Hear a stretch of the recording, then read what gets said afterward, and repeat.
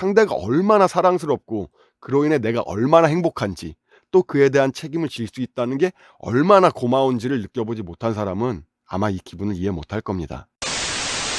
사랑에는 여러 종류가 있죠. 그 중에서도 나를 더 좋아해주는 사람과의 사랑이나 내가 상대를 더 좋아하는 사랑, 이 두 상황만 놓고 비교해 봤을 때 과연 어떤 사랑이 더 행복할까요?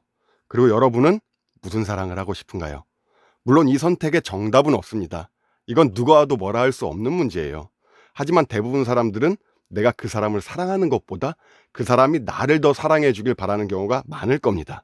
그간 연애의 경험이나 주위에서 들었던 말로 비추어 봤을 때 나를 더 좋아해 주는 사람과 만났을 때 행복하다고 느낄 확률이 크기 때문이죠.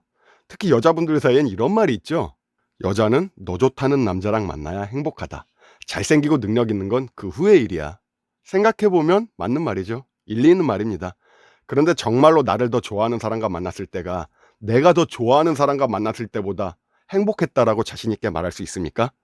혹시 행복보다는 나에게 익숙해지고 길들여진 편안함이 좋았던 게 아닌가요? 이 부분을 깊게 생각해 보시길 바랍니다. 행복과 편안함은 분명 다른 말이에요. 그리고 한쪽이 편안하다면 다른 한쪽은 힘들 수도 있다는 소리입니다. 서로 좋아하는 마음이 균형을 이루는 것만큼 황홀한 일은 없겠지만 안타깝게도 이런 상황은 흔치 않아요. 원하든 원치 않든 누군가는 더 좋아하고 누군가는 그걸 더 누리게 되어 있습니다. 정도의 차이만 존재할 뿐이죠. 애초에 이 갭이 너무 크다거나 갈수록 점점 더 벌어지게 되면 둘 사이의 균열이 조금씩 생기기 시작합니다. 잘해주다가 지치는 사람과 받는 것에 익숙해지는 사람이 존재할 때 둘 사이의 균형이 무너지기 시작하는 거죠. 아마 여기서부터가 오늘 내용의 핵심이 될 거예요. 그럼 왜? 도대체 왜 받는 사랑보다 주는 사랑이 상대적으로 힘들고 지친다고 하는 걸까요? 바로 보답을 바라기 때문입니다. 대가를 바라기 때문이에요. 나는 항상 너 시간에 맞춰 약속 잡고 항상 나보단 너 입장에 맞춰주는데 너무하는 거 아니냐. 내가 이렇게까지 했는데 고작 나한테 한다는 말이 이거야? 배려라곤 눈꽃만큼도 없는 상대의 태도에 서운함을 넘어서 배신감까지 느낄 때도 있을 겁니다. 상대의 저런 행동들이 서운할 수는 있어요. 충분히 이해합니다. 인간인 이상 어쩔 수 없죠. 어떻게 보면 이게 정상적인 사람의 감정입니다. 하지만 내가 너한테 이랬는데 너는 나한테 이랬다. 이렇게 서운한 마음을 표현하는 순간 당신이 그 사람을 좋아해 전했던 선물이나 배려 등은 보답을 바라고 한 싸구려 보상 심리가 되어버리는 겁니다. 서운하다고 생각 안 하면 좋겠지만 혹시나 그런 마음이 들어도 절대 입 밖으로는 꺼내지 마세요. 물론 이게 쉬운 일은 아닙니다. 해준 만큼 바라는 건 어찌 보면 당연한 거죠. 하지만 사랑하는 사람과의 관계에서만큼은 이 부분은 내려놓고 생각하시는 게 맞다고 봅니다. 하루아침에 쉽게 되는 일은 아니에요. 어느 정도 연습이 필요한 건 사실입니다. 그리고 이게 가능해지면 오히려 상대를 보는 눈이 생겨요. 나는 이걸 해줬는데 쟤는 왜 이걸 안 해주지?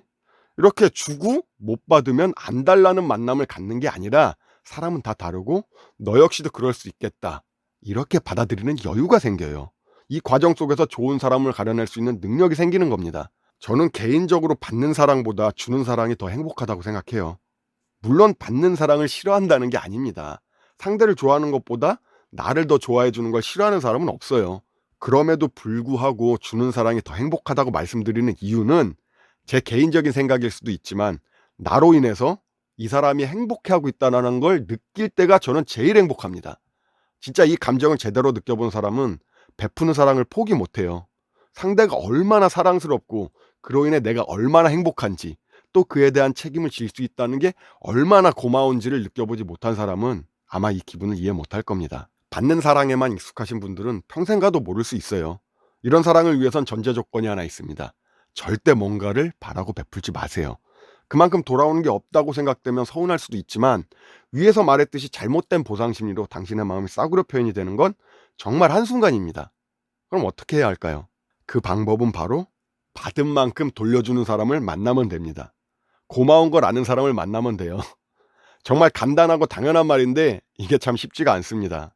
그리고 주는 사랑보다 받는 사랑이 행복할 확률이 높다는 잘못된 정보 때문에 다 받으려고만 하고 주는 사랑은 잘 알지도 못해요.